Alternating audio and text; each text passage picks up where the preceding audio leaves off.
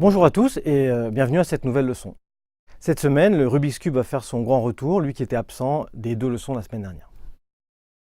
Je vais commencer par des rappels très simples sur ce qu'on avait observé à propos du Rubik's Cube. La première chose, bien sûr, c'est que à chaque position du cube, on lui associe une permutation des nombres de 1 à 48 qui détermine complètement la position du jeu. Et puis, il y avait l'observation fondamentale qui était que le produit des permutations, la composition, correspondait à l'enchaînement des mouvements. Dans le sens où si une permutation A est obtenue en faisant des mouvements M1, M2, etc., et si B est obtenue en faisant M1', M2', alors A fois B, c'est ce qu'on obtient en faisant tous ces mouvements-là les uns après les autres. Alors cette remarque simple, dans le vocabulaire qu'on a introduit la semaine dernière, on le réécrit de cette façon. L'ensemble de toutes les permutations qu'on peut obtenir de cette manière-là, c'est un groupe. Puisque par définition, un groupe, ça va être un ensemble où le produit A fois B est dedans quand A et B sont dedans, et donc la condition est bien remplie.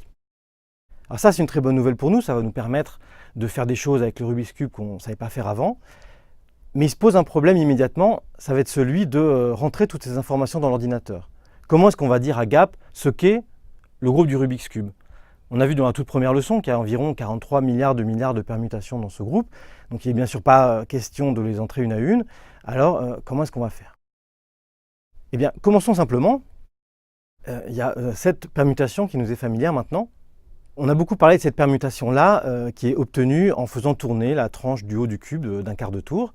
On avait écrit son produit en cycle de cette manière-là. Alors celle-là, on est sûr qu'elle est dans le groupe du Rubik's Cube et on va l'appeler U. Alors pourquoi U? C'est tout simplement les conventions standards. On vous avait montré ce petit schéma qui donne la numérotation classique de toutes les facettes du Rubik's Cube et les faces elles-mêmes sont repérées par des lettres qui sont des initiales de mots en anglais. Donc le U correspond à la face du haut. Et de la même manière, en fait, il y a 5 autres permutations qu'on aurait pu écrire comme ça avec des quarts de tour qu'on va appeler F, L, R, etc. Donc il y a 6 éléments dont je suis certain qu'ils appartiennent au groupe du Rubik's Cube, qui sont les suivantes. Alors, on avait fait le travail ensemble pour écrire la permutation U, et il faut pas mal d'efforts pour écrire les 5 autres. Et ça, je vous laisse, en tout cas aux plus courageux d'entre vous, l'exercice de vérifier que les décompositions en cycle sont comme ça. Alors voilà des éléments qui appartiennent à mon groupe G. Qu'est-ce qu'il peut y avoir d'autre? Eh bien, on est au moins certain qu'il va y avoir des expressions comme les suivantes. D'accord? Quand on a des éléments dans un groupe, on peut les multiplier entre eux. Donc ces 3 expressions que j'ai écrites là, c'est certainement des éléments qui sont dans mon groupe. À ce stade-là, on fait la remarque simple mais fondamentale que la réciproque est vraie, c'est-à-dire que tous les éléments du groupe G sont en fait des mots, c'est comme ça qu'on va appeler ça, dans l'alphabet composé de ces 6 lettres. C'est-à-dire que n'importe quelle permutation obtenue par une position du Rubik's Cube va pouvoir s'écrire comme un produit de ces 6 éléments. Pourquoi c'est vrai? Mais tout simplement par définition du jeu. À chaque étape, on a le droit de faire l'un des 6 mouvements de départ, et donc on rajoute l'une des lettres au mot qu'on avait, et cette remarque est donc évidemment vraie, mais très importante. Alors, vous avez vu dans les exemples que j'ai donnés, par exemple U3, évidemment c'est un raccourci pour U fois U fois U, R4 de la même manière, c'est un condensé pour R fois R fois R fois R. Si le F-1 vous trouble, rappelez-vous une leçon précédente, les éléments dans un groupe ont un ordre, donc là F, c'est un élément d'ordre 4, donc son inverse F-1 c'est aussi F3, donc F-1 c'est juste un raccourci pour F fois F fois F. Donc ces choses-là portent un nom, et d'une manière plus générale, oublions le Rubik's Cube pour un instant, quand on a certaines permutations, des nombres disons de 1 à n, on va parler du groupe engendré par ces permutations, qui va être noté comme ça, avec des crochets, comme étant l'ensemble des éléments qu'on obtient comme des mots sur l'alphabet qu'on s'est donné à 1, à 2, à k. Et on dira aussi que 1, à 2, à k sont les générateurs du groupe en question.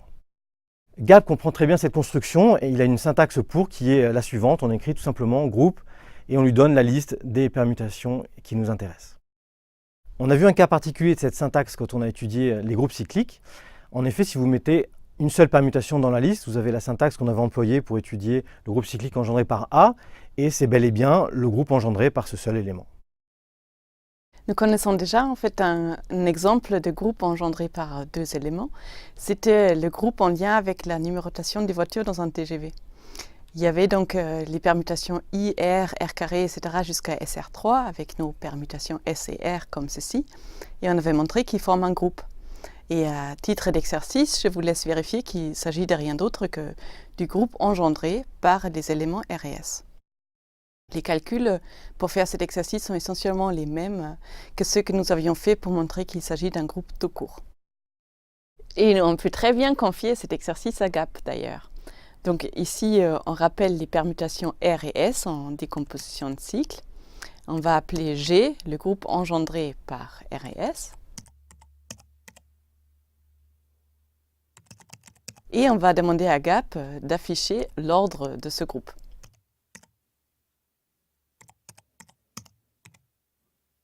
La réponse est donc qu'il y en a 8. Et ça répond à notre question parce que nous savons déjà que les mots IR, R carré, etc. jusqu'à SR3 sont 8 mots différents dans les lettres R et S, donc ils doivent appartenir au groupe engendré par R et S. Et comme l'ordre au total de ce groupe est 8, il n'y en a pas d'autres, donc c'est bien le groupe engendré. Donc on peut demander à GAP d'afficher tous les éléments de ce groupe comme une liste avec la commande asList. Et il nous répond avec nos 8 permutations ici, mais cette fois-ci écrit en produit de cycle. Donc ça c'est une remarque importante, il ne va pas nous dire quels sont les mots en R et S qui définissent notre groupe. Ça va être le problème de la leçon suivante, de savoir comment retrouver un mot à partir d'une décomposition en cycle. De la même manière, on va pouvoir travailler sur le Rubik's Cube avec GAP. Et pour que vous n'ayez pas besoin de recopier les 6 générateurs, vous trouvez ici un QR code qui vous envoie directement sur une fiche de travail GAP avec les générateurs déjà saisis. Et si vous voulez travailler avec l'ordinateur, on vous mettra un lien dans le descriptif de cette vidéo. Donc voilà, nous allons tomber sur cette fiche de travail GAP avec nos 6 générateurs. Et on va appeler G le groupe engendré par les 6 permutations de base, les mouvements de base du Rubik's Cube.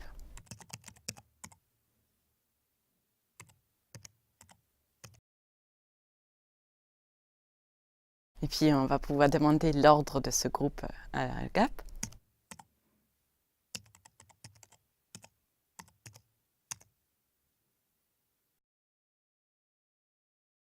Et il nous répond 43 milliards de milliards. En plus, il a répondu en moins d'une seconde.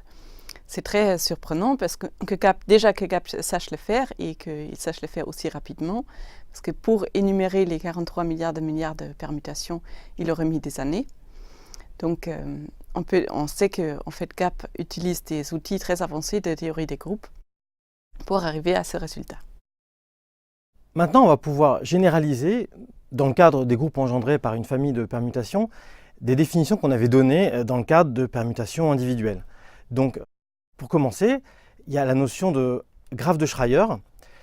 On avait expliqué ce que c'est que le graphe de Schreier d'une permutation, et le graphe de Schreier d'un groupe engendré par une famille de permutations, c'est tout simplement la superposition de ces graphes individuels auxquels on va donner des couleurs différentes. Si je prends l'exemple du groupe du TGV, qui est donc engendré par R et S, comme on vient de le voir, le graphe de Schreier qu'on obtient, c'est celui-là. Alors on voit bien en noir le graphe de Schreier de R et en bleu celui de S. Donc les cycles de longueur 4 sont ceux de R, qu'on voit comme ça. Et les cycles de longueur 2 sont ici ceux de S. Et on a fait un abus qui est classique, qui est celui de ne pas dessiner les orbites de longueur 1. On faisait le même abus avec les graphes de Schreier de permutation individuelle, c'est-à-dire qu'on n'a pas fait le dessin suivant qui aurait été moins joli et un peu confus avec ces orbites de longueur 1 ici qui sont dessinées. Donc en général, on va travailler avec ce genre de dessin-là. Alors ce qu'on peut remarquer sur ce graphe, c'est qu'il n'est pas d'un seul tenant. Il est plutôt composé de 5 morceaux disjoints, et ça, on va appeler ça les orbites. C'est un mot qu'on avait employé dans un autre contexte, qu'on généralise maintenant. Donc les orbites d'un groupe engendré par des permutations comme ça, c'est les ensembles de sommets qui sont connectés entre eux. Si je reviens à cet exemple, donc les orbites sont ces 5 ensembles de nombres qui sont ici. Alors il n'y a pas spécialement d'ordre, c'est juste des ensembles de nombres. Le fait qu'on ait mis 1, 20, 10, 11, c'est complètement arbitraire. Alors on peut se demander ce que donnent ces notions-là de graphe de Schreier et d'orbite dans le cadre du Rubik's Cube. On obtient un graphe de Schreier assez impressionnant. Vous voyez ici 6 couleurs, comme il y a les 6 mouvements de base du Rubik's Cube. Et en plus, il y a clairement 2 orbites, une ici et une là. Le fait qu'il y ait au moins 2 orbites n'est pas si surprenant que ça. En fait, vous avez beau faire tous les mouvements possibles et imaginables, vous n'allez jamais pouvoir amener cette facette ici, qui est rattachée à un coin, sur, par exemple, cette facette-là qui est rattachée à une arête, et vice-versa. Donc on peut être sûr qu'il y a au moins 2 orbites. Par contre, le fait qu'il n'y a pas plus que 2 orbites voudrait dire que n'importe quelle facette rattachée à un coin, par exemple celle-ci, peut être amenée via une permutation sur n'importe quelle autre facette rattachée à un coin, par exemple celle-ci. On va essayer de retrouver avec GAP le fait que le graphe de Schreier du groupe du Rubik's Cube contient précisément 2 orbites. Donc là, on a encore une fois nos 6 mouvements de base du Rubik's Cube et les groupes engendrés par ces 6 permutations. Et on va pouvoir afficher les orbites du graphe de Schreier avec la commande orbitsDomain de G. Voilà, il nous affiche une liste qui contient 2 éléments. Chaque élément, c'est encore une liste. Et ces listes sont précisément les éléments qui sont dans une orbite. Donc là, nous voyons par exemple le 3 et le 9 qui sont dans la même orbite du graphe de Schreier du groupe du Rubik's Cube G. Ça veut dire qu'il y a une permutation dans ce groupe qui envoie 3 sur 9. On peut essayer de retrouver une telle permutation avec la commande représentative action de G de 3 sur 9 qui va nous trouver une telle permutation.